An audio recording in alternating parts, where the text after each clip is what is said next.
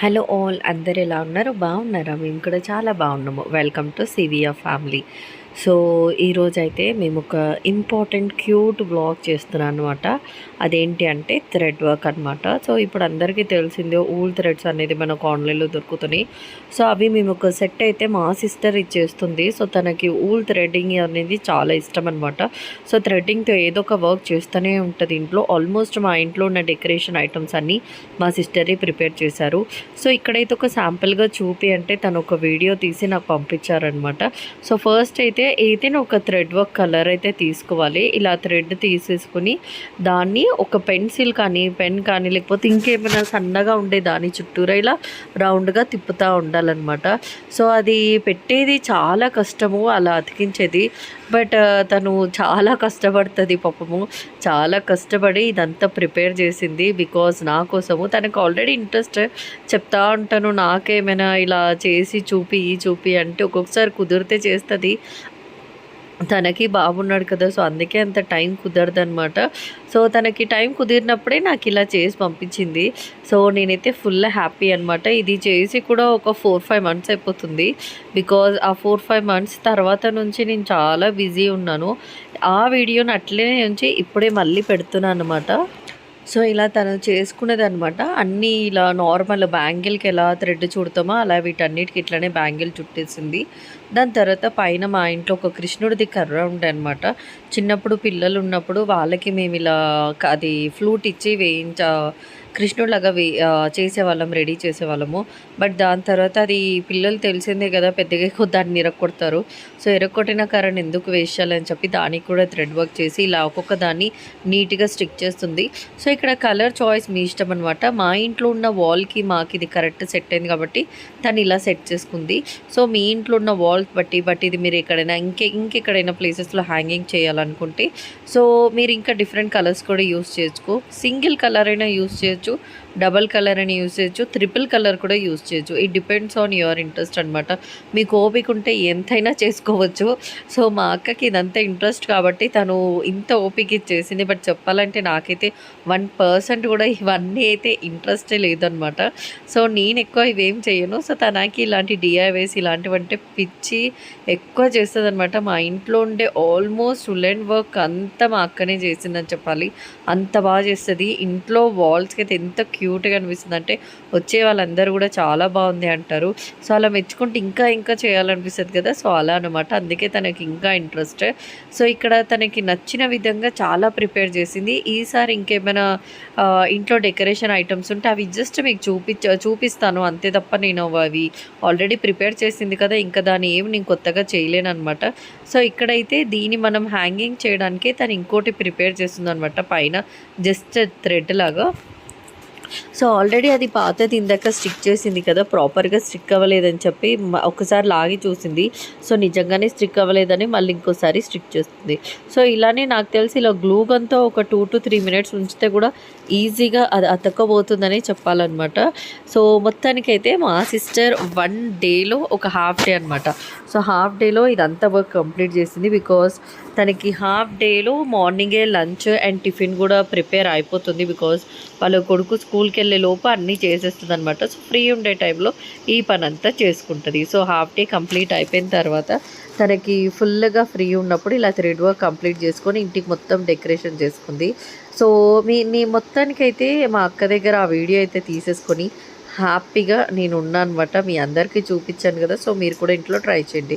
Next అలానే ఈరోజు evening నేనైతే ఇక్కడ రాఘవేంద్ర టెంపుల్ వచ్చాను.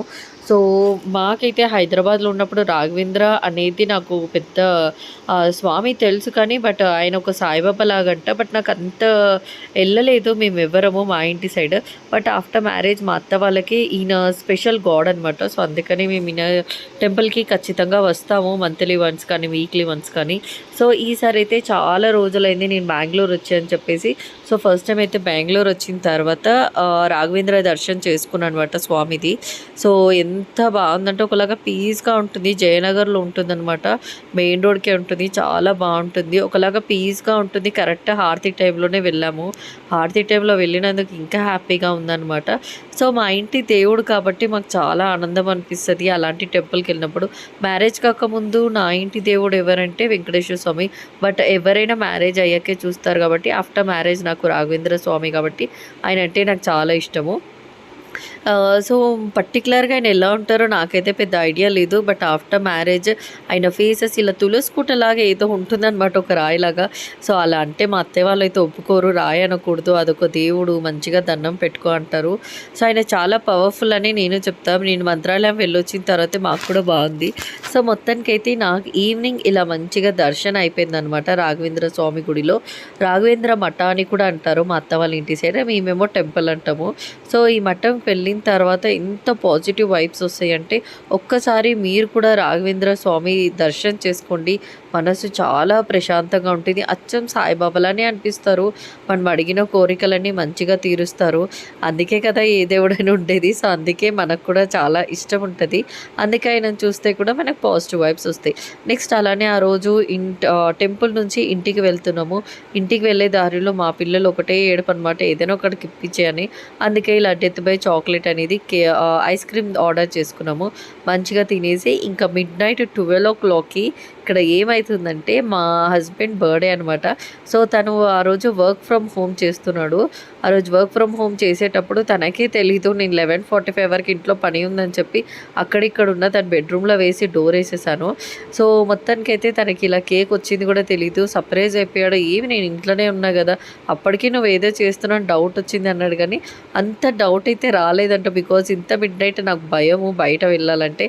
సో, తీసుకోను అనుకున్నాడు. బట్ తెచ్చుకున్నా కాబట్టి తను హ్యాపీ. అలానే తను కట్ చేసినందుకు సర్ప్రైజ్ ఫీల్ అందుకు నేను చాలా హ్యాపీ. సో, మన దగ్గర ఏమైనా ఉండనియండి, లేకపోయింది ఇలా చిన్న చిన్న బర్త్‌డేస్, మ్యారేజ్ డేస్, ఇంకేమైనా మన సెలబ్రేషన్స్ అనేవి ఖచ్చితంగా చేసుకోవాలి. అప్పుడే మనసు ప్రశాంతంగా ఉంటుంది.